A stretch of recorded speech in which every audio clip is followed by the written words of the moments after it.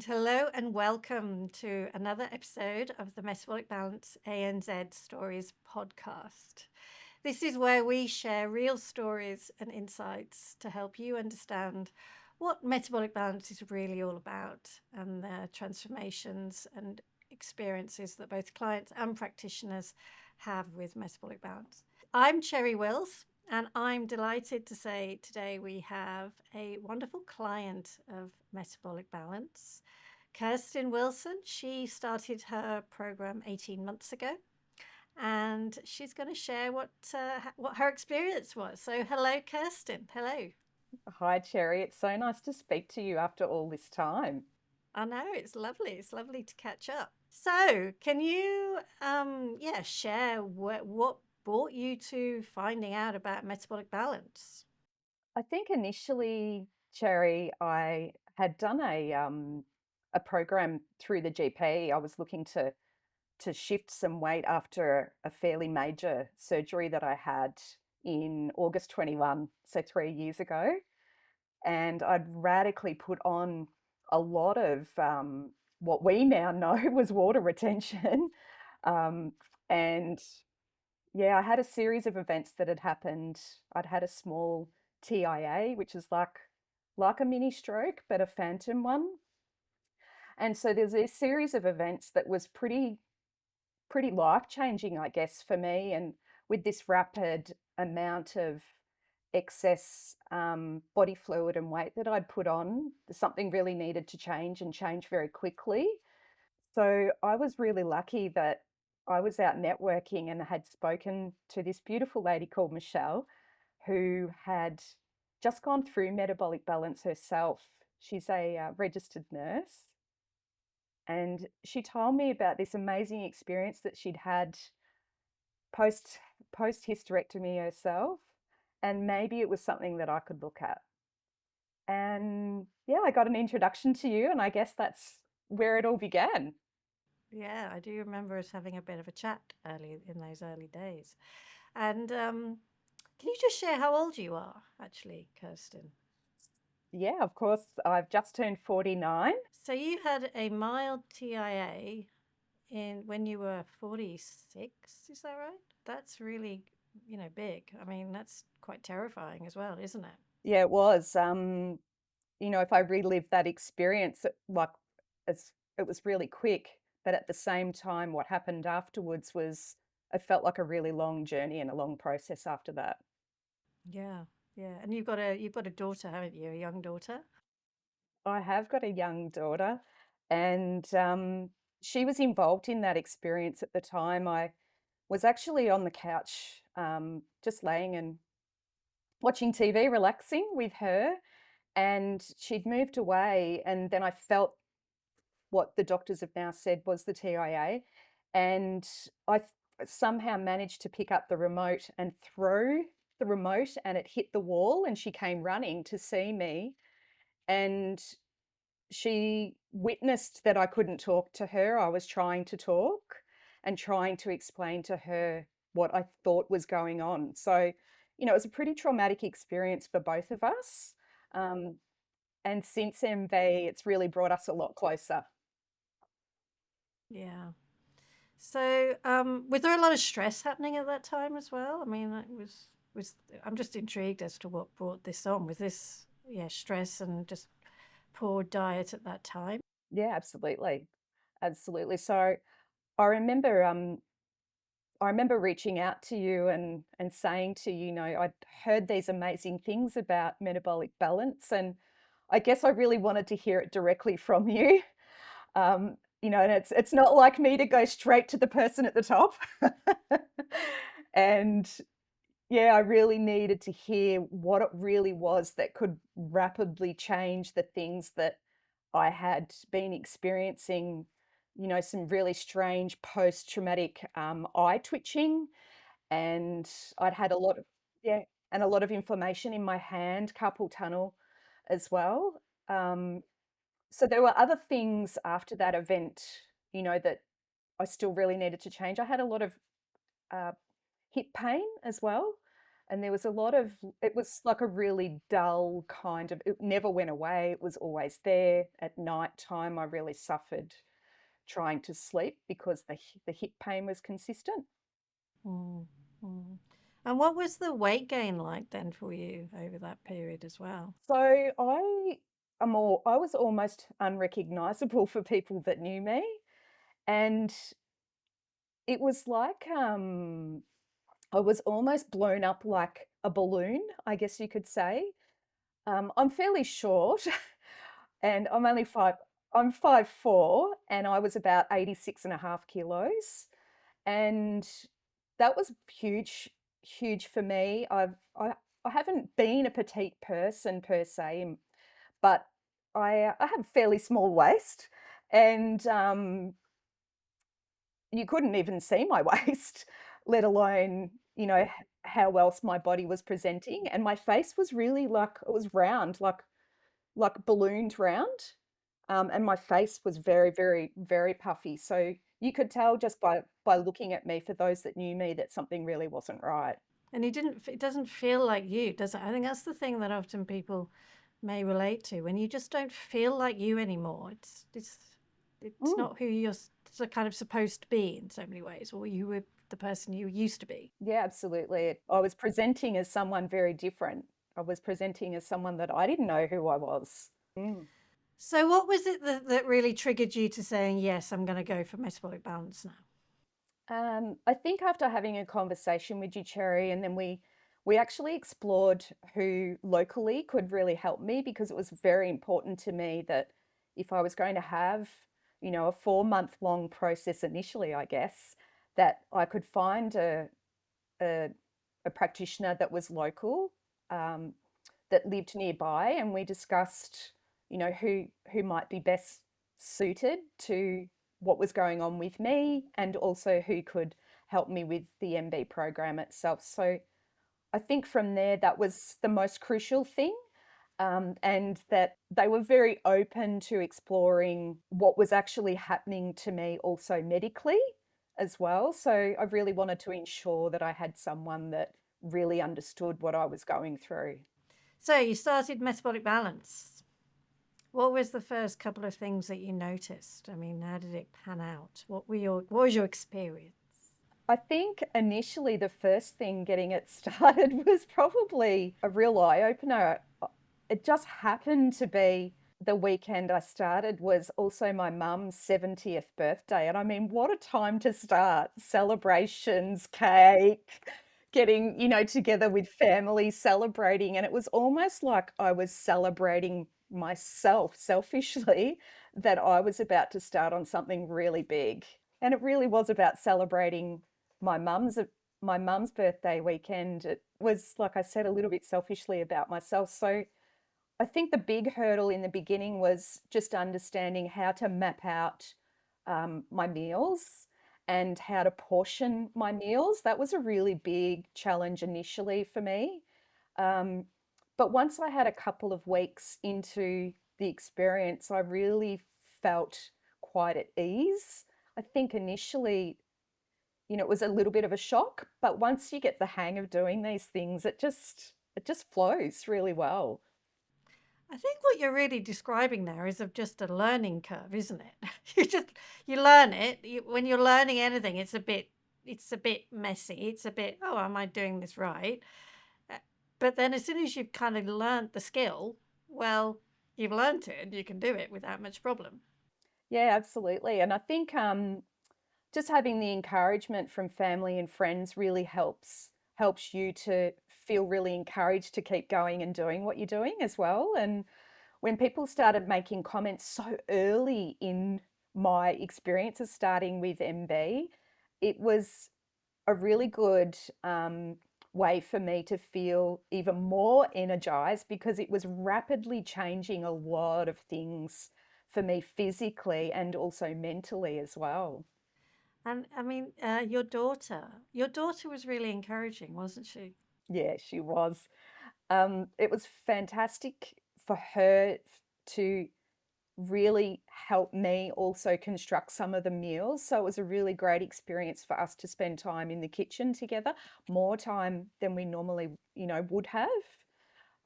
So that was really great. Apart from, going for that extra walk with the dog, maybe going a little bit longer than we would normally go, being able to start getting out and playing a frisbee again because I felt like I could move my body. It wasn't hurting anymore. I wasn't making excuses for myself anymore that, oh, I'm just too tired or I just need to go and have a rest, And so for her, it was like, wow, mum wants to do all these things with me. That was really, a really exciting time for her. That's a kind of a lovely thing, isn't it? Because she's gone from seeing you, as a young girl, seeing your mum being actually really very ill and having a very significant medical emergency, to then actually seeing you just starting to truly get well and get your energy back and be strong again. Mm, That's big, yeah, isn't it? yeah, absolutely. Absolutely. And thank you for reminding me of Yeah, that, yeah. Cherry. I just think it's beautiful. I mean, this is the ripple effect I always say about somebody getting well. It's not just about the person that gets well. It's actually about how then family and friends can just just be a lot happier and calmer because their loved one is well again, not having to worry about them. Yeah, Yeah, yeah. So the results you had, what were they then ultimately? Because we are talking like 18 months ago you started. It was March 23, wasn't it? We're in August 24 now. So in March 23, then you start MB and we're getting well. So how long are we talking before the weight started to release? fairly quickly within the first few weeks, yeah, you could really see that the water retention had disappeared. My eyes became really, really clear. I was losing this pain that I'd had in my body, in my leg, and in my hands. Um, so physically, you could really see the weight shifting, and just the feeling in my clothes, I think, was a benefit, but it wasn't the be all and end all. It was about getting rid of the brain fog. That was pretty bad beforehand, and probably a little bit from what happened with the TIA as well. It does cause, a little bit of head space, I guess you could say. So I felt like I was experiencing something that I hadn't experienced for years, as far as feeling very clear in my head again and really sleeping amazingly without having to think about using anything to help me go to sleep and then stay asleep as well. So I wasn't reaching for anything to help me sleep through the night or go back to sleep because I would often wake up. I wasn't waking up anymore. So it was really rejuvenating and rehealing my body, I guess, because I was getting the sleep that my body craved and needed. I think what you're describing there is almost priceless, though, isn't it? Really good sleep. You can't when you don't have good sleep. I think that's when you really do understand the value of it when you suddenly start to get it again. And was it that sort of waking up suddenly in the morning going, oh my God, I actually think I had a good sleep last night. I don't remember waking up. It always feels a bit weird. Absolutely, and just feeling so fresh and revived in the morning. You would know it. Well, I still know automatically that I've slept. I've slept really well, and haven't had to dotter off, to the toilet in the middle of the night. And so, the challenges. I mean, let's talk a little bit about the challenges over the last 12, 18 months. What have those been? There hasn't been terribly a lot, to be honest with you, Cherry. I think it's just reminding yourself of of the rules and sticking to those as clear as you can. I think probably the next big hurdle coming off the program itself was a big family holiday. and that challenge of going away and just remembering that you can still enjoy yourself, you can still have a treat or two, just remembering those simple, clear rules to allow yourself to still enjoy things. And that's what I've tried to stick with, all this time afterwards as well. And I'm never sitting without my glass of water. It's always here. I've always got my water bottle with me. Um, still having the apple after every meal, still ensuring that I'm eating within that hour time frame, and really trying to stick to those couple of periods of fasting where I can during the week. I think that's a really, I mean, when I say challenges, I'm intrigued how, what people see as that. Because a lot of the time, challenges, the health challenges that you have faced over the years, that's massive. Eating 3 meals a day and drinking water so that you actually don't have those massive health challenges that actually seriously stop you in your tracks. And that's what you get, isn't it? Yeah, absolutely. And I think, before this program, there's no one that would say that I would have been able to stick to not having a morning tea or an afternoon tea. That's just me. I've always been that way. I've always, had that hangriness that people like to call it. And when I started the Metabolic Balance program, and on completion, I was like, wow, I've just changed something that I've done for all my life. And I've really been able to stick to that. I just haven't had that temptation to go back to doing that. And look, I'm not going to lie, there's been a couple of days that I've done it. I'm not saying I'm 100%, following Definitely it, but not. No, we're all normal. We're all normal and human, aren't we? Yeah, yeah. absolutely. And I wouldn't say I'm perfect at doing absolutely every single thing every day, but I try to stick to those rules as best as I can when I can. And if I have a little bit of a blowout, well, you know what? That's okay, because I know how to get back and reset myself. And I think it's understanding like the consequences of it, though, isn't it?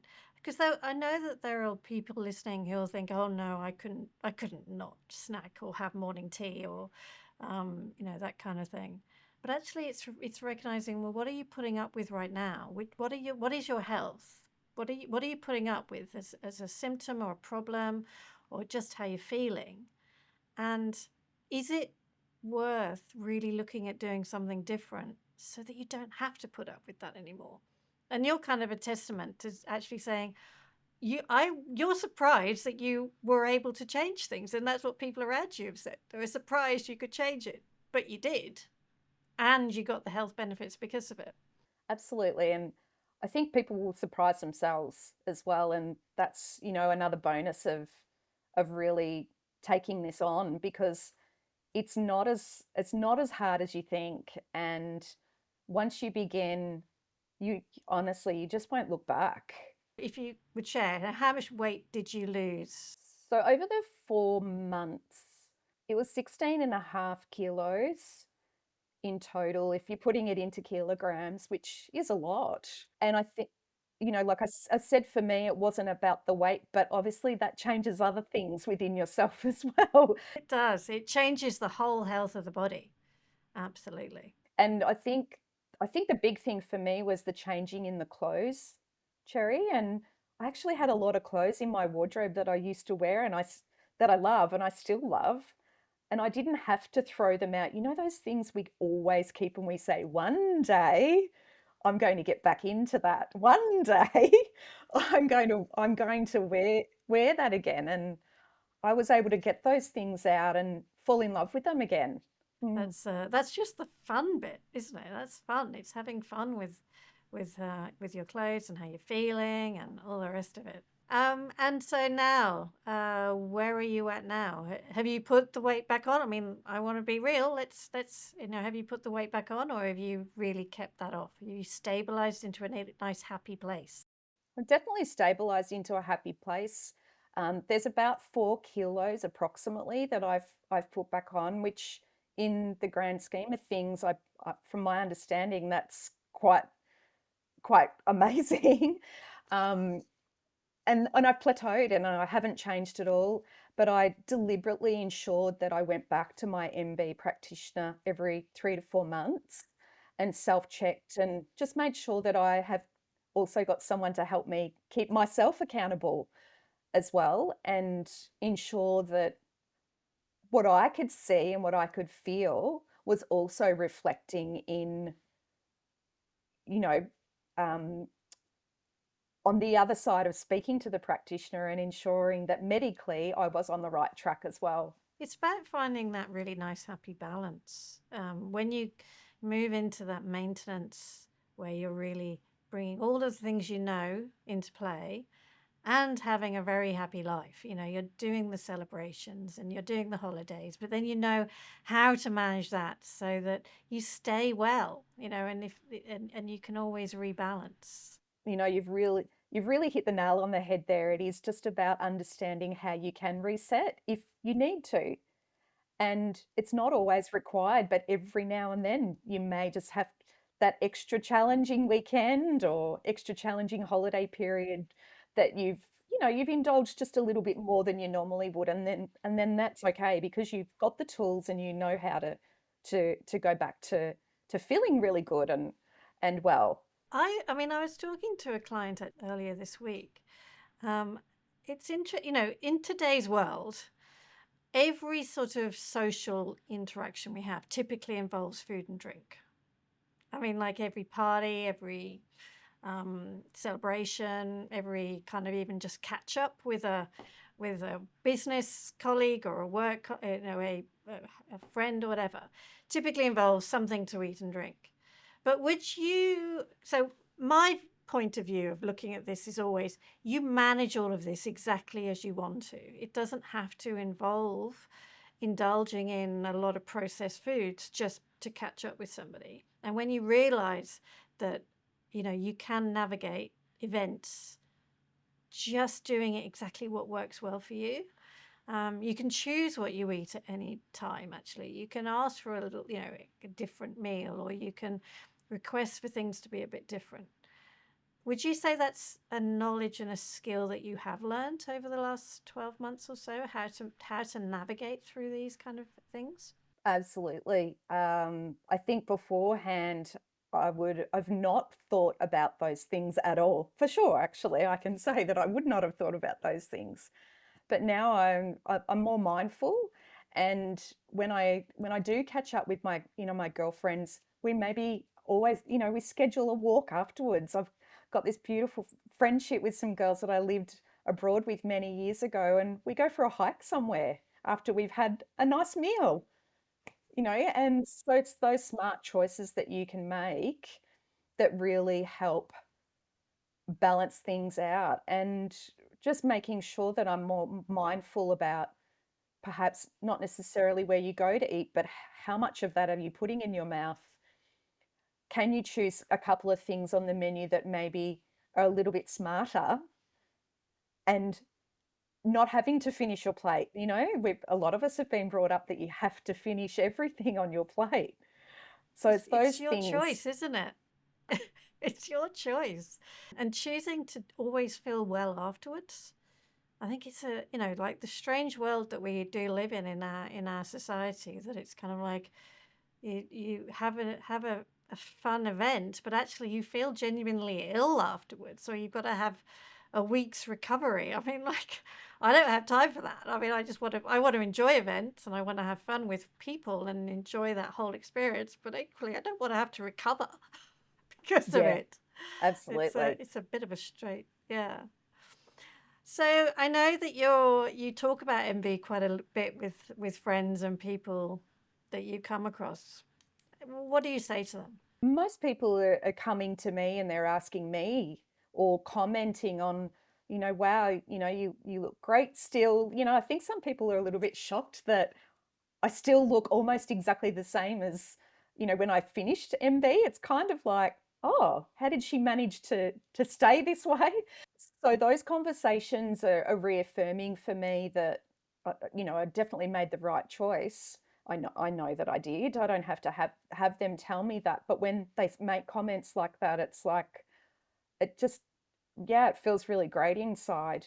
The other things that we actually talk about are if they have things that are concerning and they have similar types of um, not necessarily medical issues, but they might be going through menopause or early menopause. They've got some weight gain. Maybe they've got brain fog. Perhaps they've got some sort of injuries. Have you thought about what choices you're making with your food? Do you actually have about 3 liters of water a day? We're talking about those kinds of things. Do you have an apple after your meal? Those simple little things that you would not normally, discuss with your friends about eating. And so they're really easy conversations to have because they're coming to me and they're asking me, how do I feel? What do I think about the way that I am now? And, it being such a long period after on reflection now, looking at back when I started and the rapid changes that I've made, they can see that this could be the way that they could feel as well. And that's what we talk about. So if somebody's thinking of investing in metabolic balance for themselves and actually, stepping up, doing, learning what they need to eat and manage their meals, what would you say to them right now? I would say to them, don't look back, look up an MB practitioner in your area, go onto the MB website. If you need some help, I'm happy to help you, and just get started. That's awesome. I mean, like I'm biased. Of course I'm biased. I've been doing this for far too long and seeing the results of it. It is, and I think your testament that, 18 months later, and it's a way of life for you now. It's a way of life of keeping yourself strong and healthy so that you can have a great next 50 years of a good life. Yeah. I have to mention, Cherry, I had a lot of friends and family following my journey because I chose to share that and share it publicly. And I've had, six women reach out to me that I know and I know really well, and they've changed their lives too. So that's another bonus for me that I can sit on the side and go, wow, good on you. You did it. You did it for yourselves. And that's the ripple effect of what MB can have on other people. Wonderful. Kirstin, thank you so much for joining me and just sharing, what you've experienced and what you know. Thank you, Cherry. And anybody who would like to know more about metabolic balance, do check out the show notes and the website, metabolic-balance.com.au. And really happy to answer questions and learn what you need to have as well. Wonderful. Thank you, Kirstin, again. And we will see you again soon.